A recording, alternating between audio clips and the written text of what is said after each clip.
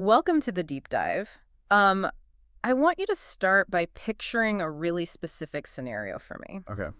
It is the dead of winter. The temperature outside is well below freezing. The days are incredibly short, and the sun is barely making an appearance through this thick, overcast sky. Right. A typical gloomy winter day. Exactly. Now imagine walking over to your electrical panel and just completely cutting the cord to your power company. Wow. You are entirely off the grid. Yeah. There's no diesel backup generator humming out back, no secret power line buried in the yard.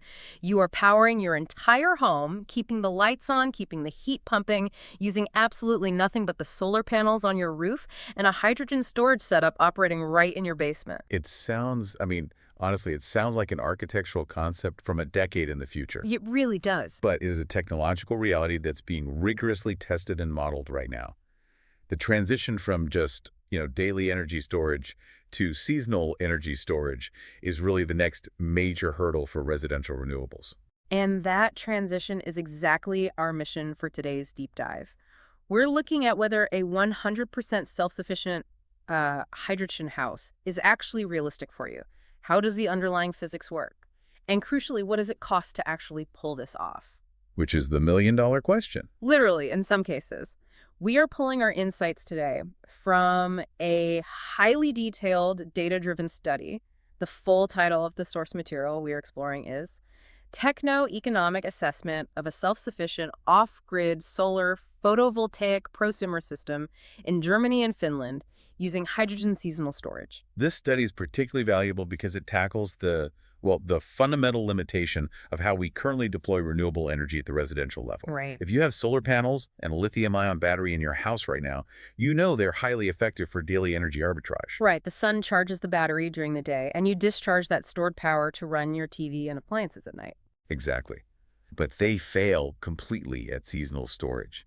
You simply cannot store the abundant excess sunshine of July in a lithium-ion battery and save it to heat your home in January. Just because of the sheer size required, right? Yeah, to do that, the physical footprint of the battery would need to be the size of a commercial warehouse. Not exactly basement friendly. Not at all. Hmm. So this study explores a hybrid system that uses hydrogen as a chemical storage medium to physically bridge that massive winter energy gap. Okay, let's unpack this, because moving completely off-grid with hydrogen requires a really highly specific ecosystem of hardware.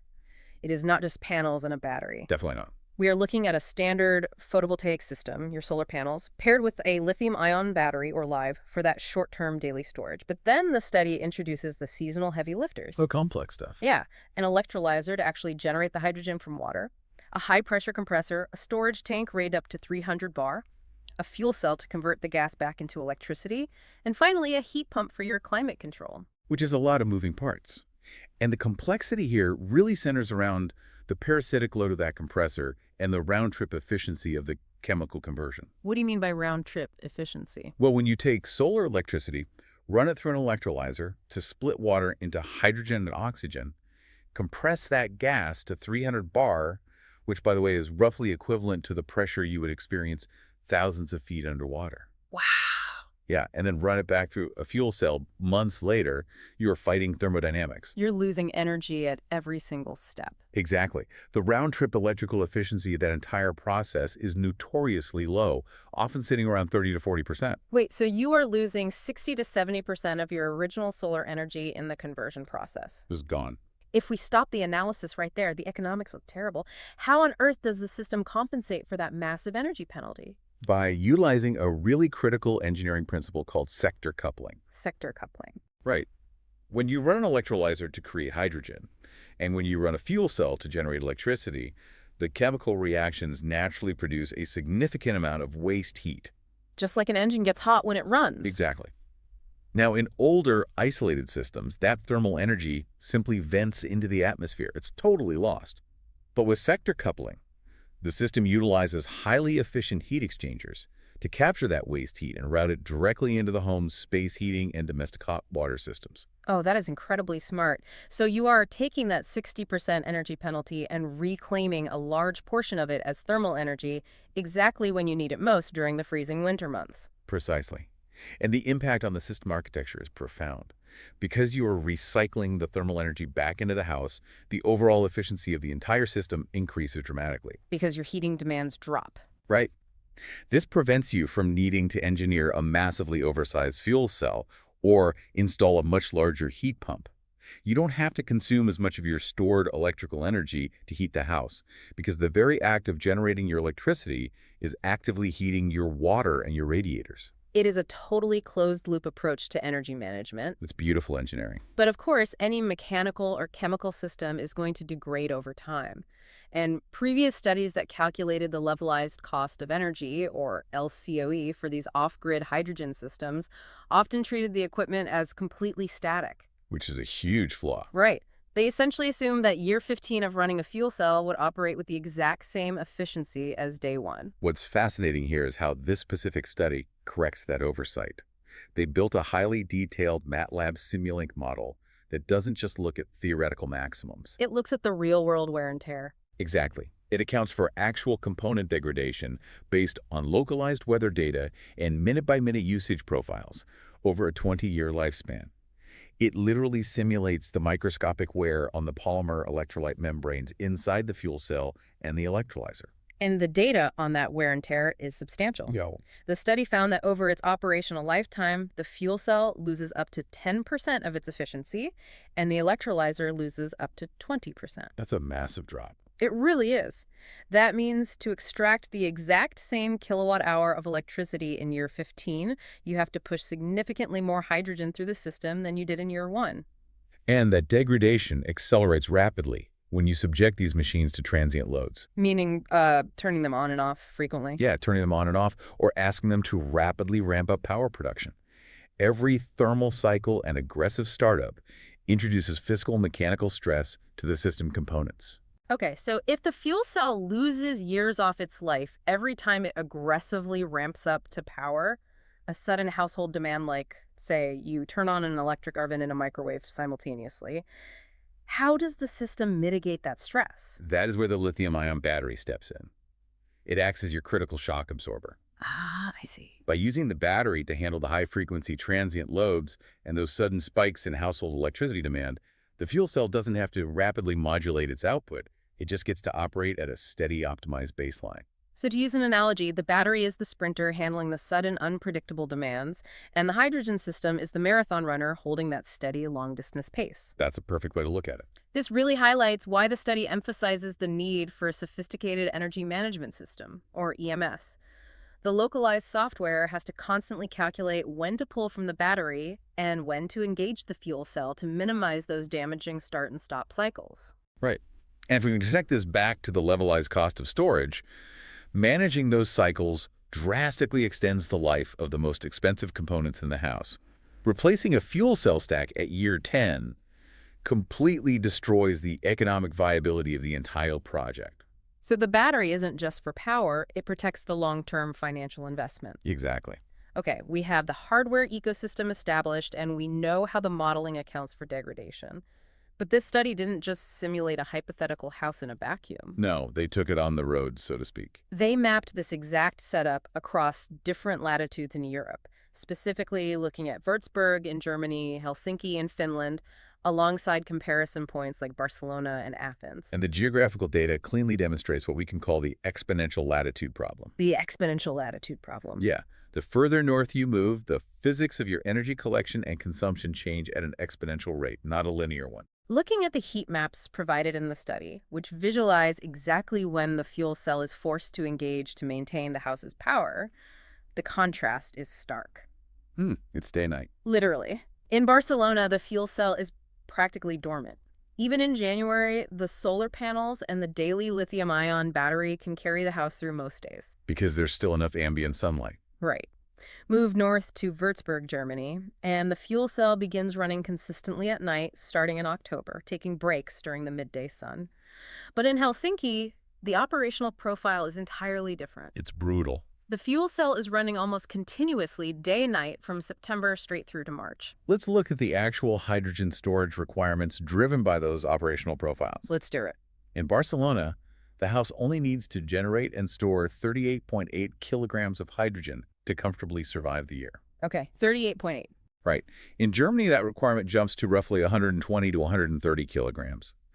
But in Helsinki, due to those prolonged, dark, and freezing winters, the house requires an astonishing 236.7 kilograms of seasonal hydrogen storage. That is nearly double the requirement of Germany and roughly 6 times the volume needed in Spain. And to put that into perspective for you listening, storing 237 kilograms of hydrogen gas at 300 bar is a massive logistical challenge. It takes up serious space. Hydrogen is the lightest element in the universe. It is physically bulky even under immense pressure. Because Helsinki requires such a vast volume of gas, the electrolyzer required to generate it in the summer has to be significantly larger, and the high-pressure steel or composite storage tanks have to be massive. Which means more money. Exactly. You are scaling up highly specialized, capital-intensive equipment. Therefore, the total capital expenditure of the system becomes vastly more expensive the further north you attempt to build it. So what does this all mean?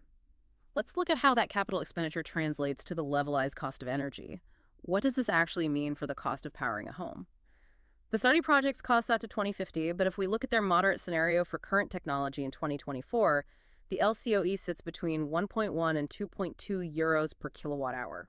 And to give that number some necessary context, the average cost of residential grid electricity in Europe right now hovers around 0.30 euros per kilowatt hour. So an off-grid hydrogen system is currently 3 to 7 times more expensive than simply pulling power from the grid. It is a massive premium. However, the study projects that as electrolyzer and fuel cell manufacturing scales up and technology matures, that price will drop by 2050 to between 0.4 and 1.1 euros per kilowatt hour. Still a premium, but the gap narrows significantly. And when you break down those projected costs, two specific components remain the undisputed cost drivers: the high-pressure hydrogen tank and the electrolyzer. Not the solar panels. No, the photovoltaic panels and the lithium-ion batteries have essentially become cheap, commoditized hardware. But safely compressing and storing hydrogen gas at 300 bar remains a very real material science challenge, and that inherently carries a high price tag. Which brings us to perhaps the most actionable insight from the research. If the primary cost driver is the sheer volume of hydrogen you have to store for winter heating, the most effective way to reduce the cost of a high-tech hydrogen house isn't necessarily better hydrogen tech. It's the house itself. Right. It is building insulation. It reinforces the foundational rule of energy economics. The cheapest energy is the energy you don't have to generate in the first place. The study models the impact of dropping the home's heat demand by 60%, taking it down to what they classify as a 40% heat efficiency class. Which is significant. Now, practically speaking, achieving a 40% heat efficiency class isn't just a matter of adding a layer of fiberglass in the attic. We're talking about adhering to rigorous passive house level building standards. You're talking airtight structural ceiling. Yes, airtight ceiling, triple pane argon-filled windows, and the total elimination of thermal bridges in the architecture. It requires a fundamental shift in how the building envelope is constructed. But the economic modeling absolutely justifies that architectural investment. How much of a difference does it really make? By reaching that 40% efficiency threshold, the total hydrogen system cost is nearly halved. Wow. Halved. Yes, because you need a smaller high-pressure tank, a lower capacity electrolyzer, and fewer solar panels. Investing heavily in the passive building envelope drastically reduces the capital required for the active energy systems. The study also tackles the active heating systems directly, running a comparative analysis between air source heat pumps, which pull ambient heat from the outside air, and ground source heat pumps, which pull thermal energy from deep underground via a liquid loop. And the geographic location heavily dictates the optimal choice here. Makes sense. In the moderate winter climate of Germany, utilizing a ground source heat pump reduces the overall system cost by about 4.4 to 17% compared to an air source unit. But in Helsinki, where the ambient air temperature drops severely, the ground source pump yields a 10 to 19.7% cost reduction. I want to examine that ground source advantage in Helsinki because achieving those operational savings requires significant upfront capital. It does. It's an invasive installation. Right. A ground source heat pump requires drilling a borehole roughly 100 meters deep right into your property. Does the study's levelized cost of energy analysis indicate that the operational efficiency during the winter actually pays off those massive initial drilling costs over the system's 20-year lifespan? That is the critical tension in the model. And yes, the LCOE does factor in the annualized capital expenditures, including the borehole drilling. Okay. The reason it still results in a 10 to 19.7% lower overall cost in Finland is due to the thermodynamics of the air source alternative. Because the air is too cold. Exactly. When the ambient air in Helsinki drops well below freezing, the coefficient of performance for an air source heat pump just plummets. It requires vastly more electrical energy that has to come from your precious, expensive hydrogen reserves just to extract heat from freezing air. Whereas at 100 meters deep, the Earth's temperature remains relatively stable, typically around 10 to 12 degrees Celsius year-round. Exactly. The heat pump is comfortably extracting thermal energy from 11-degree dirt while a blizzard is occurring on the surface. Because you use significantly less electricity to run the ground source pump, you can downsize the entire hydrogen storage infrastructure. And downsizing the massive tank easily offsets the initial cost of the borehole. Precisely. We've covered the required hardware, the degradation modeling, the geographic constraints, and the thermal efficiency tactics. This leads us to the ultimate pragmatic question posed by the research. The elephant in the room. After engineering this entire off-grid ecosystem, does it economically outperform simply maintaining a connection to the local power grid? The study provides a very objective reality check on this point. According to their comprehensive LCOE projections, a fully off-grid, self-sufficient hydrogen system is unlikely to be economically competitive with a standard grid-connected solar and battery setup by 2050. Unlikely to be competitive. Right. Assuming moderate grid pricing projections, relying on the public grid to cover your winter energy deficit is simply more cost-effective than engineering a localized, high-pressure hydrogen storage facility in your basement. Unless public electricity prices experience unprecedented exponential growth beyond current models, the grid remains the economic victor for standard residential applications. Exactly. It's just economies of scale. I think a natural follow-up question you might have is regarding the solar capacity. If winter generation is the bottleneck, why not just bypass the complex hydrogen system entirely and install a massive surplus of solar panels to capture whatever minimal light exists in January? It's a logical thought, but the study addresses this directly through the law of diminishing returns. The data on solar scaling in high latitudes is striking. They modeled this for Helsinki, right? They started with a home equipped with a 46.5 kilowatt peak solar array. To clarify, the term kilowatt peak refers to the theoretical maximum output of the panels under ideal direct summer sunlight. Which you rarely get in winter anyway. Right. And a typical residential home might have a 5 to 10 kilowatt peak system. So a 46.5 system already implies covering a massive roof completely with high-efficiency panels. It's huge. The researchers then simulated expanding that array to an enormous 77.5 kilowatt peak, which would essentially require building a small commercial solar farm on your property. And you would logically assume that increasing the collection area by nearly 70% would significantly reduce the winter power deficit. You would think so. But the model shows it barely moves the needle on seasonal self-sufficiency. Because in a Nordic winter, the peak output condition simply never occurs. If the sun is below the horizon or obscured by heavy winter cloud cover, the physical surface area of the panels becomes largely irrelevant. Zero direct sunlight multiplied by a massive array still results in near zero generation. The study demonstrates that once a residential property hits roughly 77% annual energy self-sufficiency using just photovoltaics and lithium-ion batteries, it hits a hard physical wall. A wall you can't buy your way out of with more panels. Right. You can deploy endless capital into expanding the solar array and adding more daily battery storage, and it will not successfully bridge the gap through January.